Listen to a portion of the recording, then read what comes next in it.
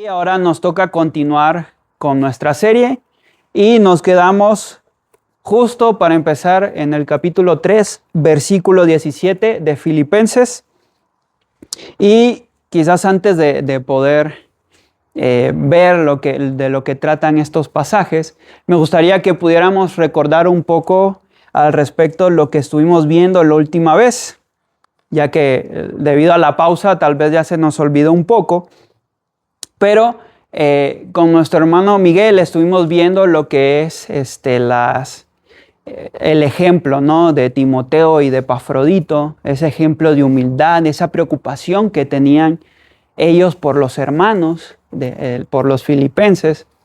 Y posteriormente vimos en los siguientes capítulos, en el capítulo 3, inicios del capítulo 3, estuvimos viendo cómo Pablo va a introducir dos temas importantes previo a hablar del ejemplo de Timoteo y de Epafrodito y de esa preocupación que tenían. Él va a tomarlos a ellos y también se va a tomar él para hablar acerca del ejemplo que tenían que seguir. Pero ejemplo en cuanto a qué. Bueno, vimos precisamente esos dos temas. Vimos primero el ejemplo del que Pablo hablaba. Y también Pablo les va a hacer una advertencia en cuanto a los falsos maestros. ¿Por qué? Porque habían personas dentro de la congregación que estaban poniendo su confianza en su propia justicia. Es decir, aquello a lo que le estaban dando valor era a lo que ellos mismos podían hacer. Y entonces Pablo va a introducir en estos pasajes acerca de estos falsos maestros o de estas personas que lo que están haciendo es corrompiendo a la congregación o poniéndole en una situación difícil. Y entonces lo que él va a hacer es recordarles cuál es el ejemplo que deben de seguir. Y no sé si se acuerdan, hablamos de lo que él menciona, ¿no? Que él dice que él empieza a sacar una lista y pareciera como que se está regodeando, ¿no, Pablo? Y él empieza a decir que era fariseo de fariseos en cuanto a la ley, que era de la tribu de Benjamín, que guardaba la ley como ningún otro. En conformidad al testimonio de las personas que le rodeaban. Pero él lo que va a decir es que todo eso lo estimaba como pérdida, como basura. Y no porque en sí fueran algo malo como tal. De hecho, mucho de la capacitación que tuvo Pablo pues, fue siendo fariseo, ¿no? De ese temor, porque los fariseos cuando surgieron tenían un temor por Dios. Y eso, lamentablemente, luego eso se fue distorsionando hasta que cayeron a un legalismo. Pero el punto no es que sea algo malo como tal, pero él dice, todo eso no es comparable con la gracia de Dios y la justicia que solo podemos recibir por medio de Cristo. Entonces, y habíamos dicho, ¿no? Pablo va a mostrar el corazón de aquellos que gritan y anhelan la vida eterna. Porque este corazón es un corazón que no pone su confianza en las cosas que tiene en sí mismo, en las cosas materiales. Su confianza no está en el trabajo, no está en el conocimiento que puedan tener, no está en los bienes que puedan acumular o en las relaciones que puedan hacer. Su justicia está en la gracia de Cristo. Su justicia está puesta en la confianza, o su confianza está puesta en lo que Cristo hizo en la cruz y lo que hizo por medio de su resurrección, que es importante, nos dio vida nueva por medio de su resurrección. Y no solamente vimos eso, no solamente vimos que es un ejemplo, que Pablo pone a Epafrodito y a Timoteo como ejemplo, no solamente se pone a él como ejemplo, también hablamos sobre Cristiano, ¿no? Del libro El progreso de los peregrinos, del peregrino, y lo que quisimos llegar a ver es el hecho de que este corazón no es un corazón que pertenece a la ficción. Es decir, no es algo que solo podemos ver a través de las escrituras o en un sentido de algo que está lejano, porque en ese caso la escritura no es ficción, es realidad, ¿no? Pero mi punto es no solamente lo encontramos en una historia, no es algo que está lejos de nosotros. Nosotros podemos tener ese corazón. Nosotros podemos vivir en conformidad porque las personas de las que hablan la Escritura eran personas reales, que vivieron en su tiempo cuando estaba Pablo, y los apóstoles vivieron en la época cuando estaba Cristo, todavía con ellos, y vivieron de esa forma. Y son personajes reales, no como el caso de Cristiano, no, Cristiano sí es ficción. Y nosotros podemos vivir como ellos, porque ellos imitan a Cristo. Y por eso Pablo en otros pasajes dice, imitad a Cristo, imitadme a mí como yo imito a Cristo. No es que hagan todo lo que Él hace, sino que tengan ese mismo corazón. Al igual que Él imita a Cristo, ellos también que lo imiten. Y vimos también personajes más cercanos a nosotros, como los misioneros del siglo pasado, como Jim Elliot, junto con sus amigos, uno de ellos, Nate Saint. También vimos a David Livingstone, otro misionero que fue misionero en África. Y ellos también tenían el corazón de abandonar todo, de considerarlo basura con tal de ganar a Cristo, con tal de recordar quién es, en quién está puesta su confianza, en quién está puesta esa justicia. ¿Cuál es la justicia que se pone sobre nosotros? Que es la justicia de Cristo. Y entonces, Pablo ahora en estos pasajes que vamos a ver, va a continuar desarrollando este tema. Va a hablar acerca de estos maestros que ponen su justicia en sí mismos, ponen su confianza en lo terrenal, y va a ser un llamado, una alerta a mirar, a seguir a aquellos que han puesto su confianza en la obra de Cristo. Y va a hablar acerca de estos falsos maestros, pero también va a hacernos un recordatorio, primero a los filipenses y luego va a ser para nosotros recordar realmente cuál es nuestra identidad. Entonces les voy a pedir que cierren los ojos, vamos a orar. Amado Padre Celestial, Señor, gracias porque podemos meditar en tu palabra el día de hoy. Por favor, guíanos por medio de tu Espíritu. Haznos conscientes, Señor, de tu palabra, que no sea nada más algo que pase por un momento en nuestra mente, sino que podamos meditar en ello durante el día. Habla por medio de tu Espíritu Santo, Señor. Habla por medio de Él y transforma nuestra vida. En nombre de Jesús, nuestro Señor y Salvador. Amén. Muy bien. Así que me gustaría que pudiéramos ir a Marcos capítulo 10, versículos 17 al 31.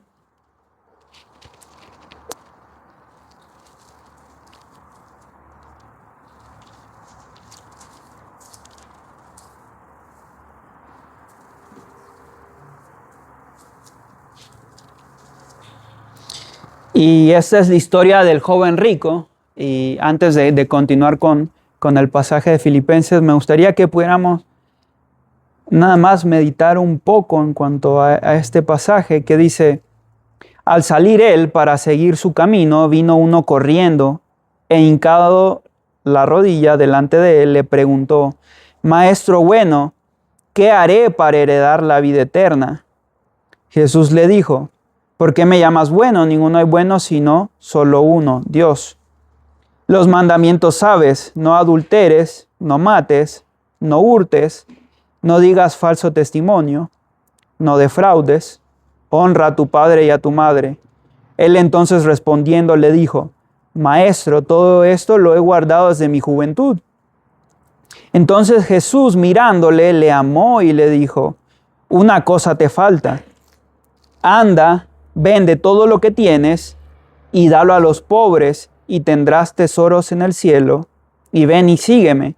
tomando tu cruz. Pero él, afligido por estas palabras, se fue triste, porque tenía muchas posesiones. Entonces Jesús, mirando alrededor, dijo a sus discípulos: cuán difícilmente entrará en el reino de Dios los que tienen riquezas. Y claro, acá lo que Jesús está enfatizando no es el hecho de que tener riqueza sea malo como tal, sino que muchas veces es lo que produce en el corazón las riquezas. Y me gustaría que pudiéramos ver un poco en cuanto a esta historia, porque muchas veces nosotros tenemos el mismo corazón que el joven rico. Y Pablo en Filipenses va a introducir este tema en cuanto hacia dónde tenemos que poner la mirada. Y saben, el joven rico estuvo enfrente de Cristo, ¿no? Lo vio físicamente. Estuvo en la línea, ¿no? Prácticamente de la salvación. Pero terminó yendo hacia atrás, ¿no? No avanzó más adelante. ¿Por qué? Porque su mirada estaba puesta en algo más. Su mirada estaba puesta en lo terrenal. Y ese es el problema con las riquezas. Las riquezas hacen que nuestra confianza se coloque en eso. Y no solamente las riquezas, el poder hace que pongamos nuestra confianza en el poder. Cuando tenemos poder, y es nuestro propio corazón, ¿no? Y el punto es que muchas veces nosotros tenemos ese mismo corazón que el joven rico. Porque aún siendo hijos de Dios, muchas veces desviamos la mirada y miramos hacia abajo, miramos hacia lo terrenal. Mi trabajo, mi educación, mi profesión, mis bienes materiales, mis relaciones, lo que yo puedo hacer. Muchas veces nuestra confianza y nuestra mirada se desvía hacia eso, cuando en realidad deberíamos estar viendo a Cristo. Entonces quiero que podamos tener en mente eso. Ahora que vayamos leyendo los pasajes, que podamos tener en mente que muchas veces el corazón que brota en nosotros es así. Desviamos nuestros ojos hacia lo que no debemos, hacia lo que no es realmente importante. Y solamente un profesor, me gustaba una frase que él decía, que igual él la citaba de un profesor que él tuvo, y él decía: apúntale al cielo y le darás a la tierra. Apúntale a la tierra y no le darás a nada, ¿no? Entonces, nuestra mirada tiene que estar puesta en el cielo. Así que vamos a ir a Filipenses. Filipenses capítulo 3, versículo 17.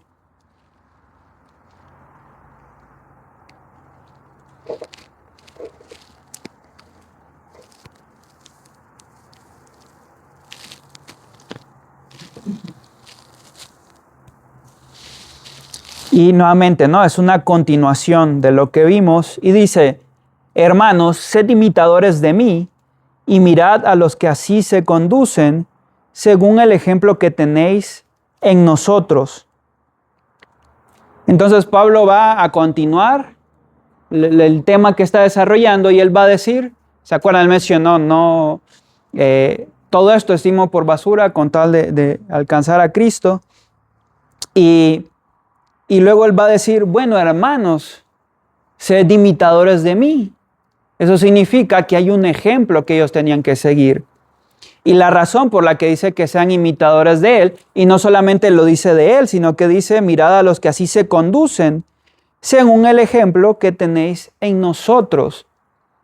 Él va a decir: bueno, el ejemplo que hay que seguir es ese, o sea, dejar de ver, dejar de poner las cosas, la vista en lo terrenal, dejar de poner la confianza en la justicia propia, y más bien pongan su confianza en la justicia que es en Cristo, por la gracia de Dios.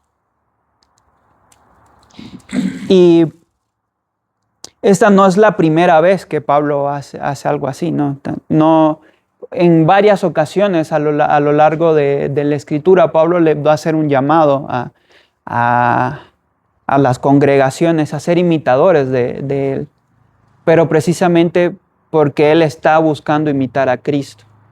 Entonces, no tiene que ver con una arrogancia de parte de Pablo, sino más bien con el hecho de que lo que él hace es poner su justicia o saber que la justicia que tenemos es la justicia que es en Cristo. Y que por tanto nosotros también debemos de seguir eso mismo. Nuestra confianza debe estar puesta en Jesús. Luego menciona, ¿no? Ser imitadores de los que así se conducen. Y es algo que ya vimos, ¿no? Lo vimos con Miguel, con el ejemplo de Epafrodito y de Timoteo. Pero me gustaría que pudiéramos ver cuál es ese ejemplo, ¿no? Ya sabemos que son personas que descansan en la justicia que es de Dios. Pero me gustaría que también pudiéramos ver el ejemplo que estas personas dan, ¿no? Entonces les voy a pedir que vayamos a 2 Corintios, capítulo 4.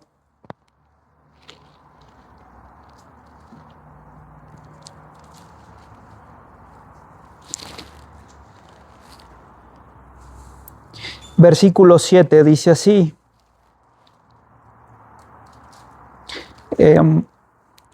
Acá Pablo va a estar hablando acerca de ciertas preocupaciones, ¿no? Ciertas aflicciones que le toca vivir como apóstol. Y sin duda no solamente a él, sino al resto de los apóstoles y al resto de los discípulos. Pero lo que me gustaría que pudiéramos ver de este pasaje es el ejemplo que hay de una vida que descansa y pone su justicia en Cristo. Y dice, pero tenemos este tesoro en vasos de barro para que la excelencia del poder sea de Dios y no de nosotros, que estamos atribulados en todo, mas no angustiados, en apuros, mas no desesperados, perseguidos, mas no desamparados, derribados, pero no destruidos. Y dice, llevando en el cuerpo siempre por todas partes la muerte de Jesús, para que también la vida de Jesús se manifieste en nuestros cuerpos. Porque nosotros que vivimos, siempre estamos entregados a muerte por causa de Jesús, para que también la vida de Jesús se manifieste en nuestra carne mortal, de manera que la muerte actúe en nosotros y en vosotros la vida. Pero teniendo el mismo espíritu de fe, conforme a lo que está escrito, creí por lo cual hablé, nosotros también creemos por lo cual también hablamos, sabiendo que el que resucitó al Señor Jesús, a nosotros también nos resucitará con Jesús y nos presentará juntamente con vosotros. Porque todas estas cosas padecemos por amor a vosotros, para que abundando la gracia por medio de muchos, la acción de gracia sobreabunde para gloria de Dios. Por tanto, no desmayamos. Antes, aunque nuestro hombre exterior se va desgastando, el interior, no obstante, se renueva de día en día, porque esta leve tribulación momentánea produce en nosotros un cada vez más excelente y eterno peso de gloria. No mirando nosotros las cosas que se ven, sino las que no se ven. Pues las cosas que se ven son temporales, pero las que no se ven son eternas. Y lo que destaca acá de estas personas, de los apóstoles y de muchos discípulos, es que su mirada no está puesta en las cosas terrenales. Están dispuestos a padecer ¿qué? Persecución, aflicción, angustia, apuro, y por medio de eso servir a otros. ¿Para qué? Para que por medio de su sacrificio personal, que en el servicio, las personas puedan ser enriquecidas. ¿Qué es lo que vimos en Filipenses también?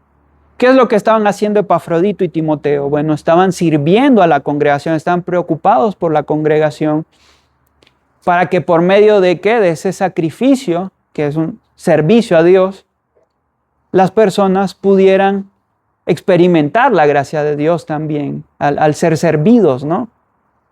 ¿Y por qué?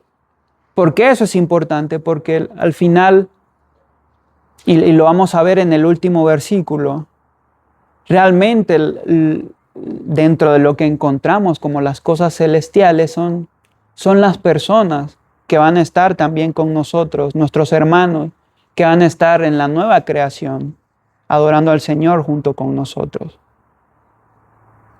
Y lo que el Señor nos da, esas cosas terrenales, tienen un propósito, y el propósito es ser utilizado para servir, y vienen a ser un medio para servir a otros, pero no un fin, no algo en lo que yo pongo mi confianza.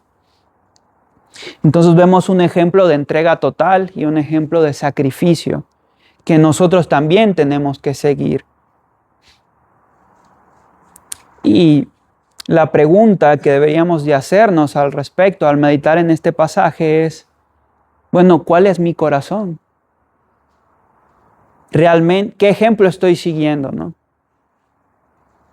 Un ejemplo de sacrificio, un ejemplo de servicio.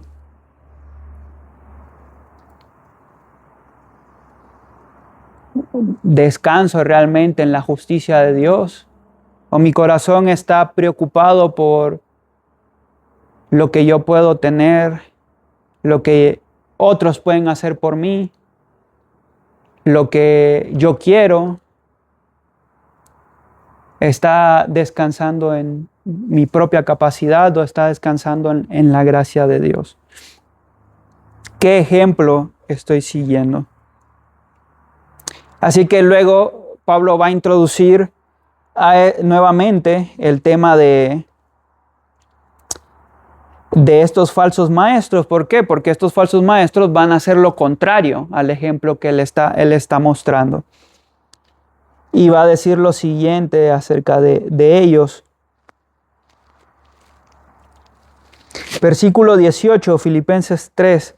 Porque por ahí andan muchos de los cuales os dije muchas veces, y aún ahora lo digo llorando, que son enemigos de la cruz de Cristo, el fin de los cuales será perdición, cuyo Dios es el vientre y cuya gloria es su vergüenza, que solo piensan en lo terrenal. Entonces, ya vimos el ejemplo que debemos de seguir, y ahora Pablo va a hacer la advertencia de las personas que no siguen ese ejemplo, sino que son falsos maestros, personas que su confianza no está en la obra de Cristo, sino en lo que ellos mismos pueden obtener, ¿no? Y ahorita vamos a ver las características de este tipo de personas. Pero algo de lo que tenemos que ser conscientes, porque al final es un llamado de advertencia, que también tiene que ser una advertencia para nosotros al día de hoy, es que hay una oposición real. En medio, no solamente fuera, sino que en medio de las congregaciones muchas veces hay oposición. Hay personas que realmente no están siguiendo el evangelio, sino que por medio de la iglesia están buscando una posición, están buscando un reconocimiento.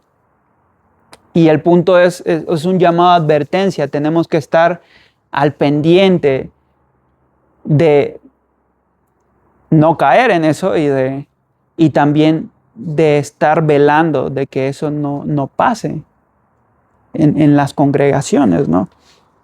Entonces hay una oposición real, y esta oposición es el enemigo, ciertamente.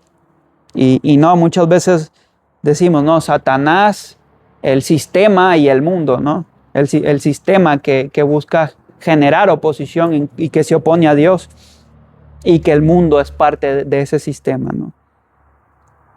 Y también vemos el hecho de una advertencia constante de parte de Pablo. No es la primera vez que se los dice, sino que lo repite constantemente y dice, se los he dicho llorando. Y Pablo es muy fuerte en sus emociones.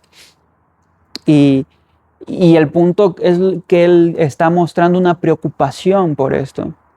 Y es una preocupación que debería también estar en nosotros. Estamos cuidándonos entre nosotros, velando que por nada nos desviemos de la verdad de la palabra de Dios. De que no venga alguien a lastimar, ¿no? A erosionar desde adentro. Y vemos la preocupación genuina, ¿no? También de Pablo en cuanto a esta situación. Y que también debe ser una preocupación de nuestra parte. Y luego va a generar una sentencia acerca de estas personas, acerca de estos falsos maestros. ¿Y qué es lo que va a decir? El fin de los cuales será perdición. Y luego va a mencionar la característica de estos maestros, cuyo Dios es el vientre y cuya gloria es su vergüenza, que solo piensan en lo terrenal. Entonces, ¿cuáles son las características de estas personas? Bueno, las características de estas personas son que viven conforme al viejo hombre. Bueno, ¿y cómo es el viejo hombre? Así que me gustaría que pudiéramos ir a Romanos 16.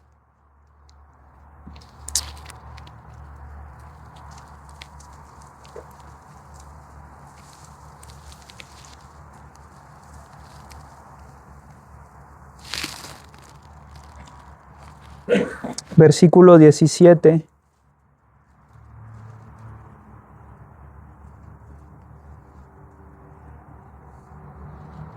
Y miren lo que dice, ¿no?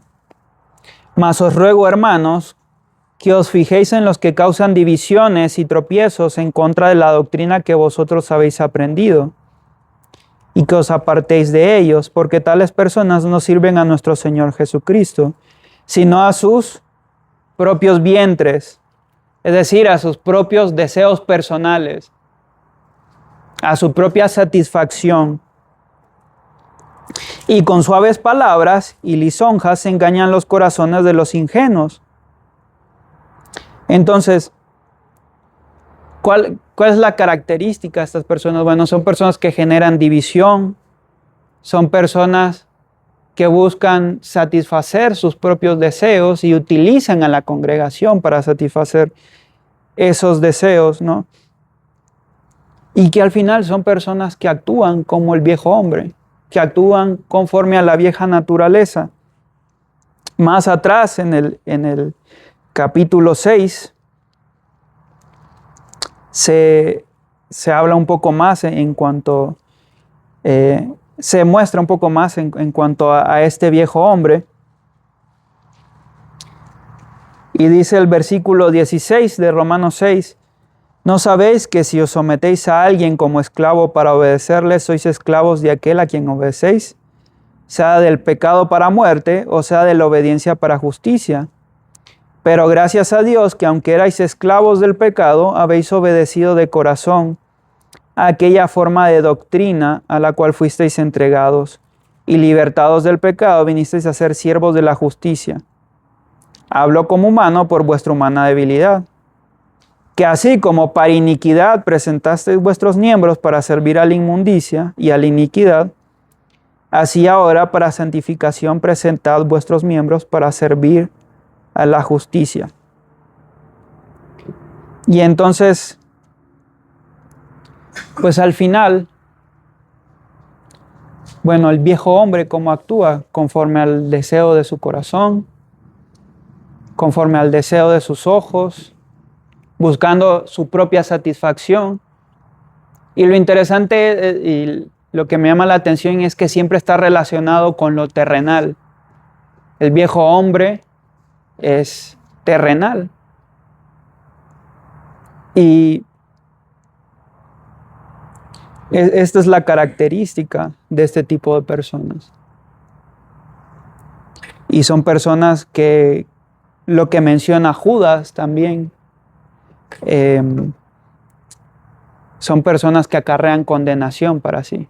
Porque siempre se repiten las mismas características, no importa el pasaje que leamos en el Nuevo Testamento, la característica de este tipo de personas siempre es que van tras el deseo, que van tras a satisfacer sus propias necesidades, que utilizan a la gente, que utilizan a la congregación para cumplir sus propios fines, y que su mente está en lo terrenal, en la posesión, en lo que pueden obtener, en lo que pueden lograr.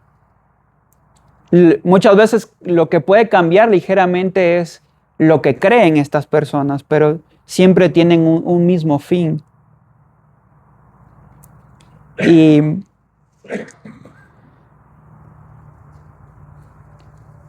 a la luz de lo que vemos que menciona Pablo en cuanto a estas personas,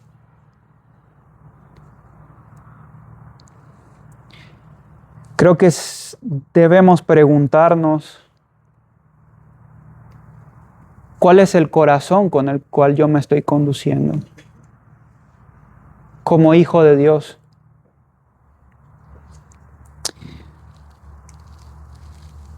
Porque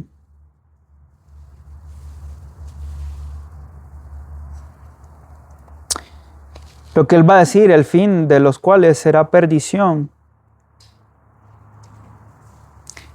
¿Será que muchas veces en mi corazón estoy actuando como alguien con estas características? ¿Mi corazón está puesto en lo terrenal? ¿Tengo mi mente puesta más en lo que puedo obtener, lo que puedo lograr? ¿Está mi confianza más en lo que yo soy? Lo que yo soy, porque al final todo nos lo da Dios.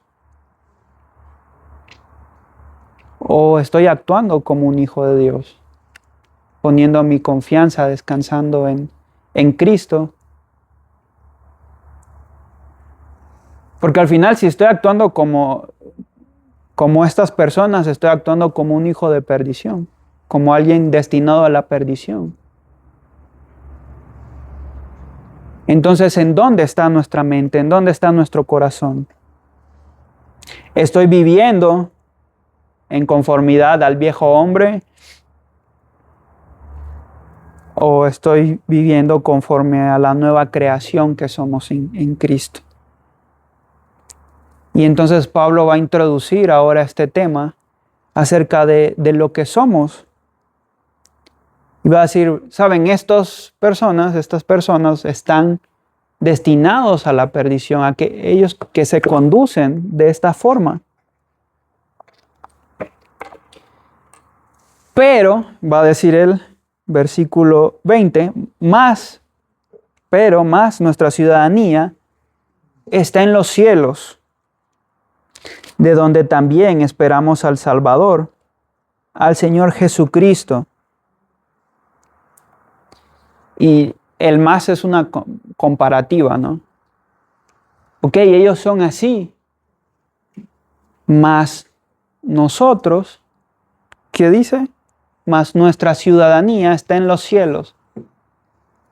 Y yo, como extranjero, antes de poder venir a México, es importante poder sacar un pasaporte, ¿no? Quizás ustedes también, si han tenido la oportunidad de viajar, también tienen un pasaporte, ¿no? Luego también para realizar ciertos trámites se ocupa el pasaporte. Y el pasaporte lo que hace es un identificador. Es decir, yo no puedo cruzar la frontera entrar a México sin antes yo haberme identificado, ¿no? Y el pasaporte tiene mi información, ¿no? Mi nombre, mi edad, quién soy y cuál es mi nacionalidad, ¿no? Nicaragüense. Y esa palabra, esa nacionalidad, representa algo, es decir, representa un conjunto de cosas que me identifican a mí como nicaragüense, ¿no? Una de ellas es que nací en Nicaragua, pero también hay un par de cosas más, ¿no? Como la cultura en sí de ese lugar, la comida, son cosas que nos identifican, ¿no? En el caso de México, la cultura de México, el haber nacido en México, el lugar, todas esas cosas nos identifican. Y eso tiene que ver con lo que es una ciudadanía, ¿no? Una nacionalidad. Es a qué lugar pertenezco yo. Y lo que Pablo va a decir, dice, nosotros pertenecemos al cielo. Nuestra ciudadanía está en los cielos, en lo espiritual, ¿no?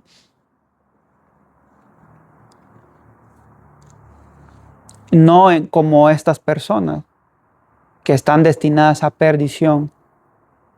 que su mente está en lo terrenal. ¿Y qué pasa, no? Cuando llega alguien y dice, yo soy mexicano, ¿no? Y uno también es mexicano, va a empezar a hablar con esa persona. Y cuando habla con esa persona se da cuenta que realmente es mexicano, o si realmente no lo es, ¿no? Conforme a lo que muestra, conforme a lo que habla. Y quizás siendo extranjero, y para todos los que somos extranjeros, uno siente felicidad, ¿no? De poder compartir acerca del lugar de donde viene. Y siente esa emoción de poder hablar al respecto. Pero es algo visible. O sea, yo puedo ver en una persona por lo que habla, por cómo se conduce, de dónde es. Pero el punto es, en su mente y en su corazón sabe que es parte de un lugar. Y en la generalidad, porque quizás no todos, aprecia ese lugar y lo muestra, ¿no? Entonces, Pablo va a mencionarles más. Nuestra ciudadanía está en los cielos, de donde también esperamos al Salvador, al Señor Jesucristo. ¿Y qué significa que somos ciudadanos del cielo? Porque bueno, sí, está hablando de lo celestial, ¿no? Pero ¿qué significa que nosotros somos ciudadanos del cielo? Primera de Pedro 2:9 va a decir que nosotros hemos sido hechos reyes y sacerdotes. Y eso habla de un oficio, ¿no? Y tiene que ver con esa relación que tenemos con Dios. El sacerdote que hacía era quien entraba, ¿no? Al templo a presentar el sacrificio. Hay una relación. Y el rey que hace gobierna. Y tiene que ver con la nueva creación. Es decir, ¿qué es lo que Dios le manda a Adán y Eva? Que sojuzguen la tierra, que la administren. Y en el Edén, ¿en qué estaban? En comunión con Dios. Cuando entra el pecado, eso se rompe. Y en Apocalipsis regresamos a cómo Dios está transformando las cosas nuevamente. En cielos nuevos y tierra nueva, donde los hijos de Dios, su pueblo, puedan estar en relación, en comunión con Dios y puedan administrar la creación nuevamente. Hebreos 11, 13 al 16 y también el capítulo 12 va a hablar acerca de que somos miembros de esa ciudad celestial. Y Efesios 2 va a decir que ahora somos parte de la familia de Dios. Ahora somos hijos de Dios. Antes no éramos hijos de Dios. Entonces esta ciudadanía tiene que ver con a qué somos parte, de dónde. Bueno, somos parte de la familia de Dios. Somos miembros de la familia de Dios. Y dice que somos sacerdotes y reyes, ¿no? Administradores. Somos parte de la nueva creación.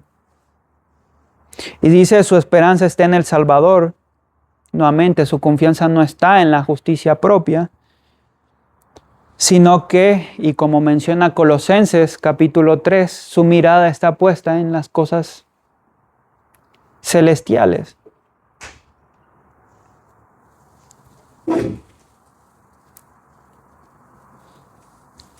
Luego va a decir, versículo 21, el cual transformará el cuerpo de la humillación nuestra para que sea semejante al cuerpo de la gloria suya, por el poder con el cual puede también sujetar a sí mismo todas las cosas.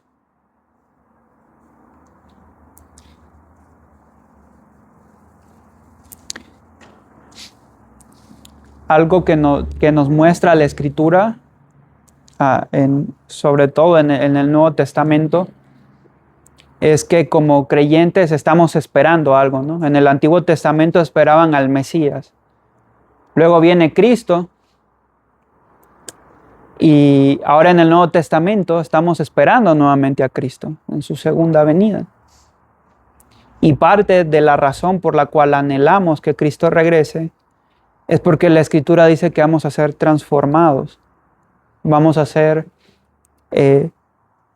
aquello que ya ha sido hecho en nosotros va a ser consumado, ¿no? Que dice que somos nuevas criaturas, somos hijos de Dios. Dice que se quebrantó el poder del pecado, pero todavía estamos batallando con el pecado, ¿no? Todavía hay una lucha, estamos en un mundo caído y hay una lucha constante. Y parte de nuestro anhelo es que Cristo un día va a regresar y va a hacer cielos nuevos y tierra nueva, y dentro de eso va a transformarnos. Y el punto es, si mi mente, si mi corazón está puesto en que un día voy a ser transformado, donde ya no voy a batallar con el pecado,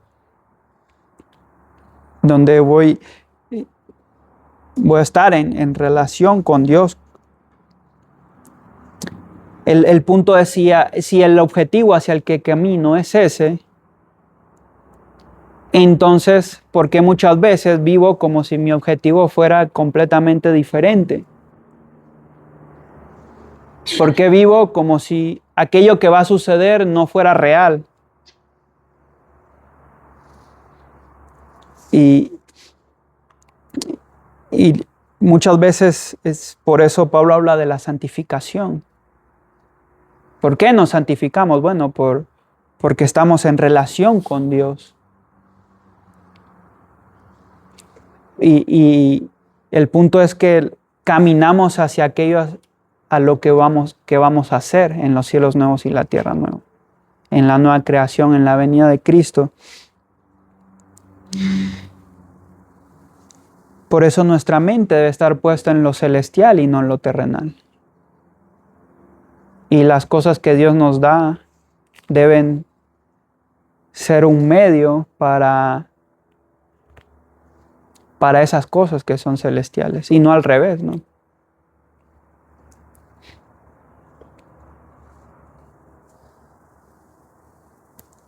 Y la pregunta que tengo que hacerme es, ¿me identifico como un hijo de Dios? ¿Soy consciente de la realidad de ese reino que ya está y que también aguardamos y esperamos? ¿Soy consciente que soy un miembro de la familia de Dios y que por tanto mi vida debe conducirse en conformidad a eso?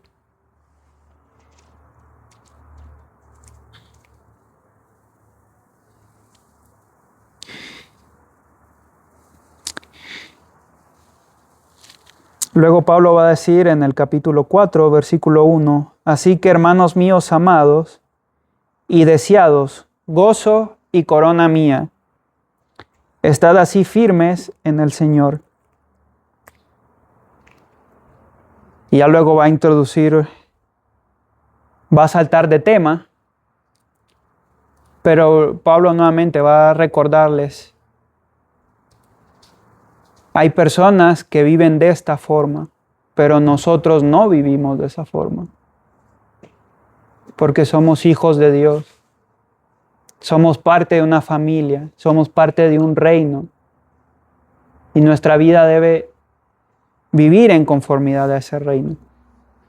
Y es interesante que Pablo constantemente habla de su corona, es decir, de su premio, habla de las personas. En su corazón, las personas son el gozo y el premio. No tanto el reconocimiento que él pueda tener, sino las personas que por medio de su servicio han conocido el Evangelio. Y ahora como miembros de la familia de Dios, Él les sirve también. Y yo creo que particularmente es con lo que tiene que ver, ¿no? Poner la mira en lo celestial. Antes de que Cristo se fuera, una de las órdenes que le dejó a los discípulos es: id y predicad el Evangelio a toda criatura y haced discípulos.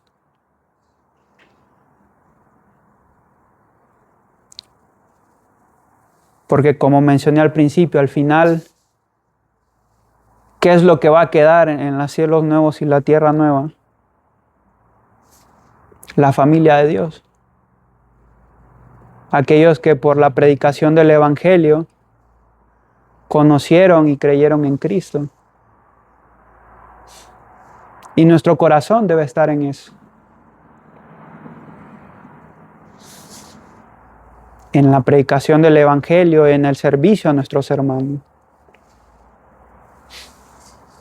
Todo lo demás sirven ¿para qué nos da Dios? Para servir a otros. Para mostrar su carácter. Para mostrar quién es Él.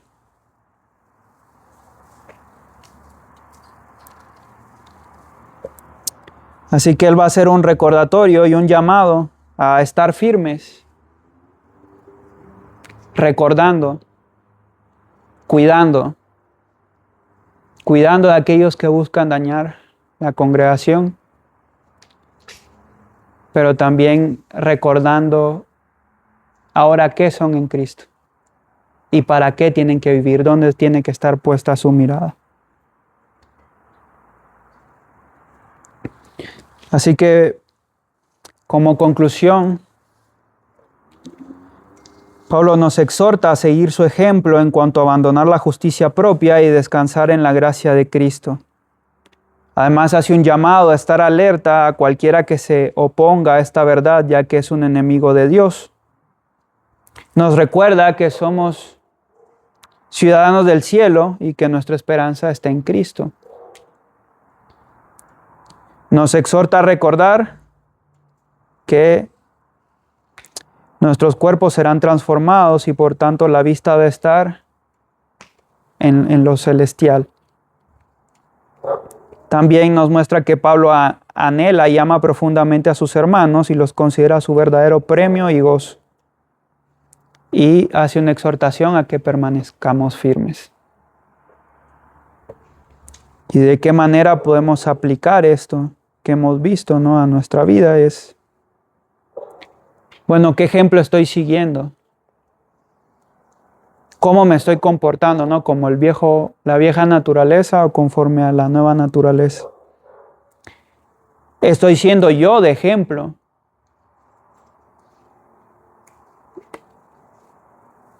¿Estoy siendo yo de ejemplo a aquellos que tienen menos tiempo en la fe? En conformidad al ejemplo que nos muestra Pablo. ¿En qué cosas se ocupa mi mente? ¿Con qué me estoy identificando?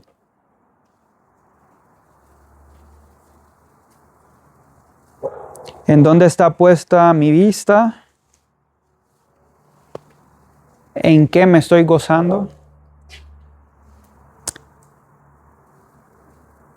¿Y qué es aquello que estoy considerando verdaderamente un premio? Así que les voy a pedir que cierren sus ojos. Vamos a orar y terminamos.